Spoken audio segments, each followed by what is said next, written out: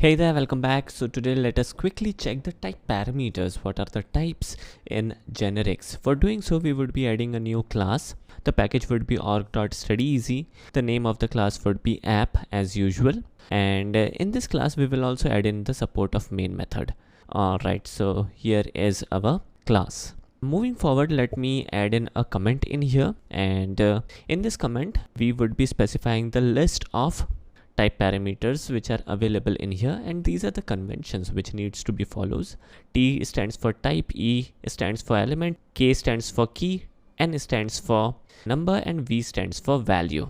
Now moving forward, let us add in a new class data. Usually we used to use T as in type, but in many scenarios we might make use of multiple entities for key and value. For those kind of scenario, we can make use of K as in key and V as in value. And when we will dig more into maps, you would be able to understand the key value pair in a better manner. Alright, so in here we would be adding two private entities, key and value, and for these two private properties we would be adding the constructor.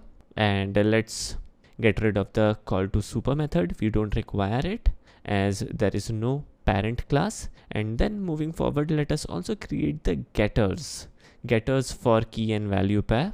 Alright, so this looks good to me. And finally, in order to make things better, let's also add the toString method. That would be good. So I will again right click, navigate to source, and we will generate the toString method. So this is again good. Alright, so let us get rid of this auto generated stub, and let me hit couple of enters in order to bring the cursor up.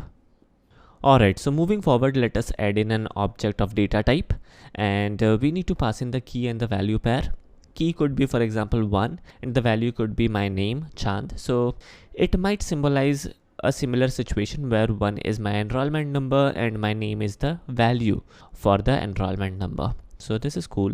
And now if we directly try to print the object of data, and as we already implemented the toString method, we would be able to print the value which is inside the object, and here is the output. Let me maximize this window, and here is the value.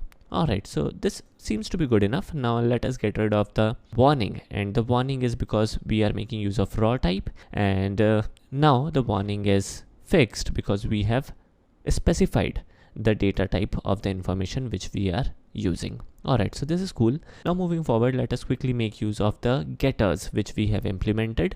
So here is the way how we can do it. Let me give a couple of seconds before actually executing this. So I will type in some text and call the get key method, and I will add the text for value, and again I will call in the get value method by calling in the data object.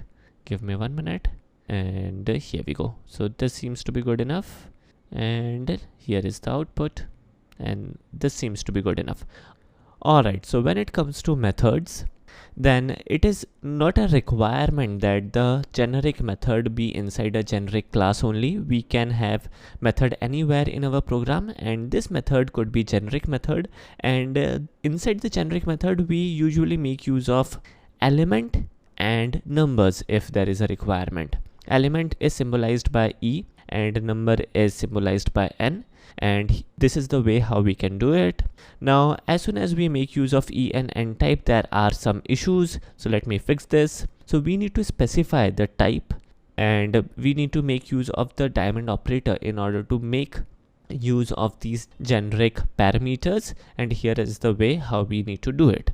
Now definitely whatever be the information, we can like print it, and let me make use of system.out.print statement, and let me format this a little.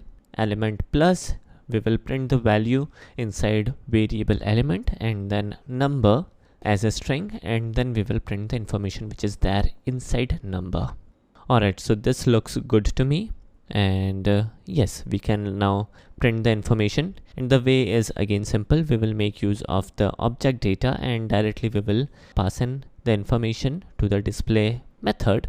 The information could be in any format. We can pass any information. For example, in here firstly we will be passing in a string, and then if I execute the program, the output is good enough. There is some issue Let me fix this. Alright, so now the output would be better. Now for example, in place of number, I pass in a number. Again, no problem. It is giving us a proper and a good output. And again, if for example we make some changes, we are able to display the value in an appropriate format. Definitely we will dig more into it in our forthcoming videos. Hope you guys got the gist of how the parameters works, and this is all about today's video. Thanks for watching.